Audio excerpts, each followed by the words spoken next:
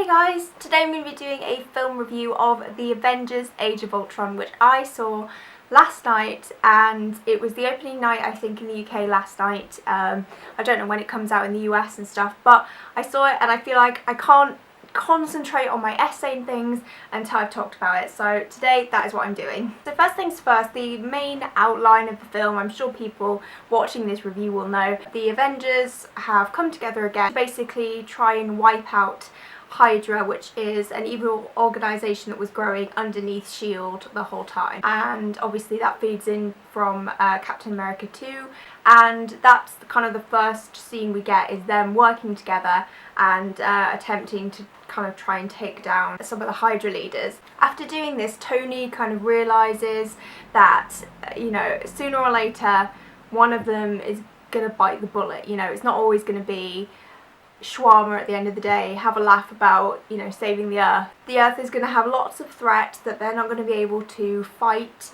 because at the end of the day they're only human, apart from Thor maybe. So he creates an AI, a bit like Jarvis, but he wants to basically create some kind of AI slash robot that will help them defeat any kind of threat that is out there, and he names it Ultron. Essentially this all goes a bit tits up, and Ultron actually kind of ends up kind of evil. He's kind of doing what they set out for him to do. He is saving the Earth. He just thinks that humans are killing the Earth, so he is essentially, you know, making them extinct and saving the Earth in the process. So things I liked about this film. Obviously, seeing all the Avengers together again was fantastic. We haven't seen Iron Man since 2013, and we haven't seen Thor since either, so it was lovely to see them all again. Each character managed to get plenty of screen time, and that's something that's really important in a film like this, is it's not a standalone where you have a main character. There's so many different personalities and characters going on, and it's really difficult to focus on all of them. In Avengers 1, this was, you know, kind of an issue for me, although I loved that film. I did feel like Thor was underused. I feel like Hawkeye spent half the film being mind controlled, so we didn't get to see his full potential. Hulk kind of disappeared for a little bit, whereas this film I feel like they got everybody quite perfectly, really. Hawkeye got some great background information that was totally unexpected. The Hulk got some great moments.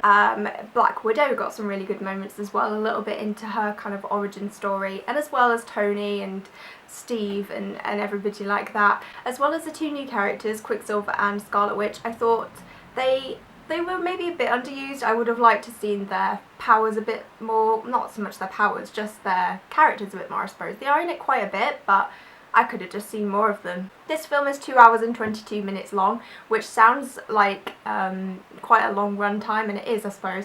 And a lot of people have been saying the pacing's maybe a bit off and the film was maybe a bit long, but for me, I would personally sit and watch a 3-hour movie. I feel like, you know, if it gives me great character stories and all the kind of effects and the use of their powers, I would happily sit through that, so that's not really a complaint of mine. Ultron, James Spader, was fantastic. After seeing the trailer and the kind of Pinocchio, I've got no strings, zombie-like robot effect, I was really looking forward to seeing him, and I was kind of worried that the Pinocchio would have been used just for the trailer, but it was actually in this film, and it was very creepy.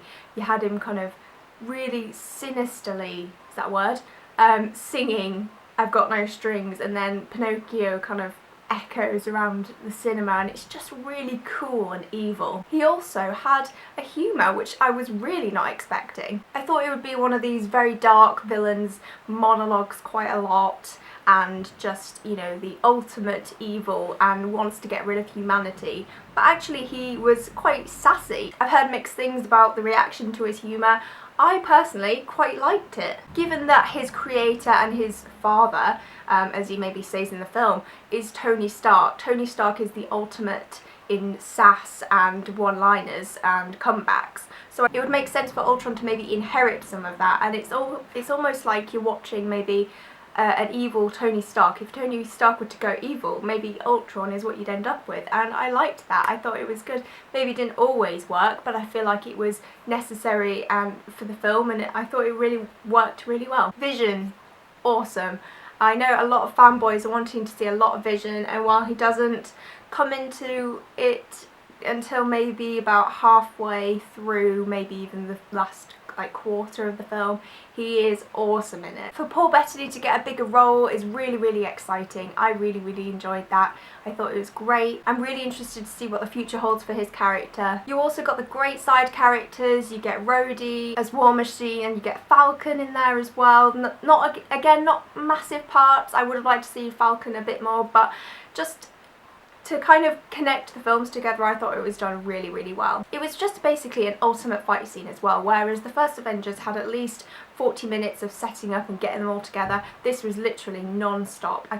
There's only about half an hour of like rest time. The rest of the time is just kick-ass. I also love it compared to things like Man of Steel, which I'm not going to go too much into because there is a massive kind of competition between DC and Marvel at the moment, but what I didn't like about things like Man of Steel is that it does show ultimate destruction, and I don't know how many civilians would have been killed in Superman and General Zod's fight. Whereas in the Avengers, you actively see them trying to save people. They evacuate people, they warn people, and they save them, and they get them on buses and get them out of the way, and I love that because that's what superheroes should be about. It's not just about stopping the villain, it's about trying to save the people as well, and that was done very well. You can tell less people died in Age of Ultron than in Man of Steel, even though the threat was just as big as Man of Steel is, and that's mainly due to the Avengers and their awesome teamwork to get people safe, and I love that about them. There was a lot of humour in this film as well, which I wasn't expecting.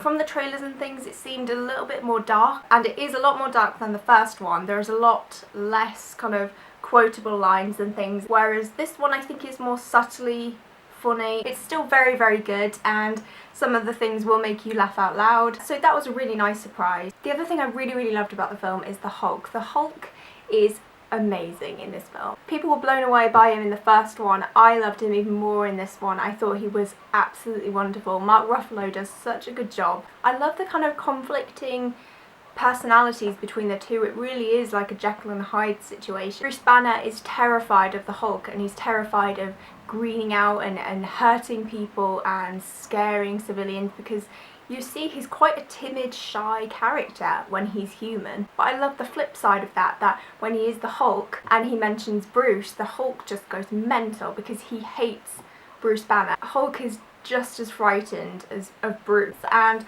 I just loved it. Plus, the whole fight with the Hulkbuster suit was incredible. So much destruction went on, but it was absolutely amazing. What a scene. What a scene. That's all I can say. Overall, as you can probably tell, I loved this film so much. I think they had a very tough job competing with the first Avengers, which was amazing, and I feel like people maybe aren't going to like this one as much because they are so used to seeing these characters together now and seeing them discuss each other that maybe it will go down not as good. But I personally enjoyed it just as much. I thought it was fantastic. It had great action, it had great music, the characters all got equal screen time. It just went exactly where it needed to go to continue this long line of films that's been going on since 2008 and Iron Man, and I absolutely loved it.